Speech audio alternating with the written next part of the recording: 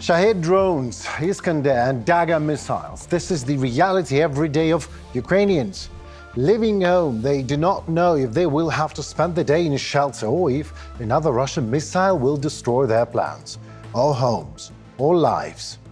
It has already become a sort of a routine to depend on such external circumstances. It is a new norm in Ukraine, and it is not normal. Ukraine is asking to close its skies, to create a secure umbrella, if you like, so that air defense forces could intercept any threat in any corner of the country. But it's just a Ukrainian dream for now. Today, we will talk more about what kind of a protection system Ukraine already has and what it urgently requires and why. In the first month of the Russian invasion, the Ukrainian air defense forces managed to down Russian missiles at a rate of 20, maybe 30%. And that is with old Soviet air defense systems that Ukraine had. The age was not the main issue, however. There was simply not enough of them to close the sky along the entire front line and over large cities deep in the territory of Ukraine. From February to October 2022, Russia launched about 1,200 long-range missiles at Ukraine. Of these, Ukrainian air defense and aviation were able to shoot down 246 cruise-armed missiles. Well, let's do the math, it's less than 30%. Then from October 2022, Ukraine began to receive modern powerful air defense complexes from Western partners, which is IRIS-Ts and later NASAMS, Hawks and Aspires. These systems significantly strengthen the anti-aircraft defense of Ukraine, above all over the Kyiv region. In April this year, Ukraine received the first Patriots. However, before that, Ukraine survived dozens of attacks and real power outages on a scale no civilized country in the world has ever faced. In the winter of last year, Russia came out with another missile terror for Ukraine. The previous heating season was the most difficult in the history of the Ukrainian state ever. No European power system has ever experienced such a large-scale destruction. 43% of trunk networks were completely destroyed or damaged. All thermal and hydroelectric power stations were fired upon and suffered varying degrees of damage. According to the assessment of the World Bank and the United Nations Development Programme, the scale of the destruction of the Ukrainian energy system last year was enormous. Almost $1 billion was necessary just to cover the priority needs of restoring and protecting the Ukrenergo power network. Since October of last year, Russia has carried out 2-3 massive missile attacks every month. During the wintertime, sending 60 to 70 missiles at a time. You still hesitate calling Russia a terrorist state?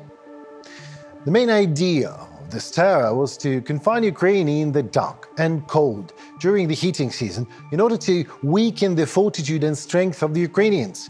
That, according to Kremlin plans, supposed to push Kyiv's authorities to accept Russian peace plans on the Kremlin's terms, of course. However, it never happened. The Ukrainians somehow just did not break, while it was really not easy for them. It often happened that people were existing without light for days or even weeks.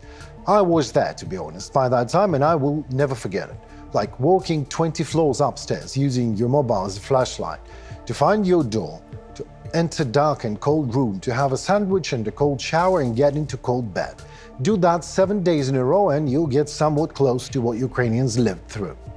It was a luxury if people were given power and light according to schedule for several hours a day to warm up the apartment, to do some cooking, washing if you're lucky. During these happy hours, people did their best to charge their gadgets, to run household errands. However, most of the day there were no power. However, at the same time, social life has not been paused in hospitals, schools, banks, all that worked all right.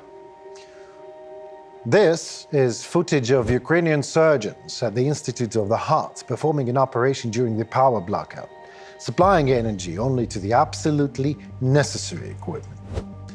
And this is teacher from Kyiv giving her lesson on the street because apparently that's where she found the network and managed to charge her computer.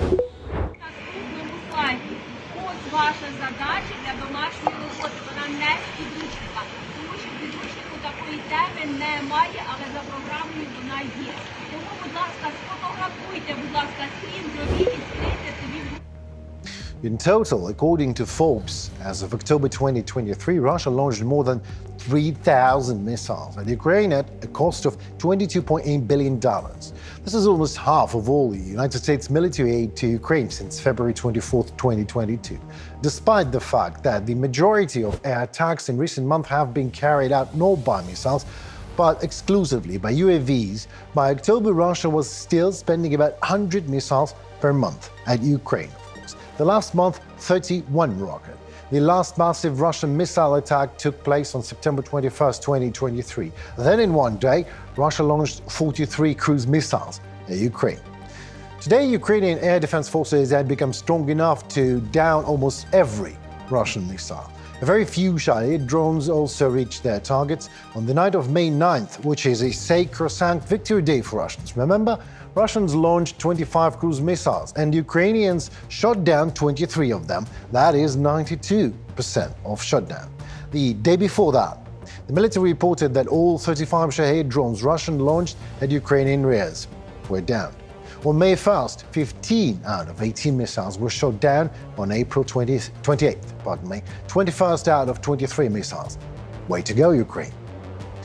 Such results were achieved thanks to the new air defense systems that Western partners of Ukraine finally started to deliver for Ukraine.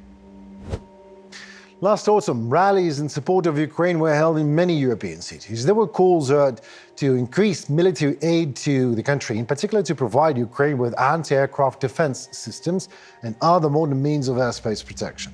Activists also drew the attention of the international community to the fact that Iran openly supplies Russia with drones which it then uses to attack Ukraine. From October 2022, Ukraine began to receive modern and quite powerful air defense complexes. Prior to this, the Allies handed Ukraine several dozen short-range anti-craft systems like Gepard and Stormer. However, the main purpose of this is to counter enemy aircraft and destroy UAVs in a fairly limited area, not at all in anti-missile defense. The first powerful step in strengthening the air defense of Ukraine were the IRIS-T, NASAMS and Aspide complexes. Thanks to these boys' toys, the consequences of winter attacks on critical civilian infrastructure were way less than they could have been. However, there still remains a fairly large number of types of missiles that neither IRIS-T nor NASAMS are capable of intercepting. These are fast ballistic missiles like Kh-22 missile and hypersonic Dagger missile. Their speed is from 5 to 10 times higher than the cruise missile speed. To intercept these, air defense systems with a high degree of automation of flight trajectory calculation are urgently necessary. In the spring, after the harsh Ukrainian winter 2022-23, finally, Patriots arrived to protect the Ukrainian sky. Patriot air defense systems are considered one of the best air defense systems in the world, and very rightfully so. It is designed to engage medium-altitude targets and can shoot down cruise and ballistic missiles, aircraft and drones, doing that in large numbers. It was with Patriots' help that the armed forces of Ukraine began to destroy the Russian Daggers, which they could not intercept before that. The USA, Germany and the Netherlands delivered one Patriot battery to Ukraine each. Let us resume the past year. Obviously, Ukrainian air defense has made a hyper leap in both the quality and efficiency of its work. If in September 2022 the air defense forces of Ukraine downed about 20-30% of missiles, then already in April-July 2023 the rate was 80-90%. Still, the Western Patriot and SMPT's systems managed to cover only the most important areas of potential attack, but not the entire sky over Ukraine. Although Ukraine's wish list of air defenses has been almost fulfilled, for the country at war, that almost is not enough. This is just not enough. This was clearly stated by the Air Force's spokesperson, Yuri Ignat, during the briefing. Ignat notes that Ukraine needs significantly more air defense systems, and just by the way, Ukraine is not just waiting and hoping, the country hopes for joint production of air defense system on its territory. Today, we have received from the Western Allies practically all the air defense that we were promised, one of the best air defense in the world. But the word "all" here must be divided into the nomenclature of the receipt and the amount. Ukraine requires more air defense systems to protect the sky, says also President Volodymyr Zelensky. And I want to share with you, we don't have air defense. That's why Russia controls the sky. When we will get air defense from our partners, what will be our ammunition?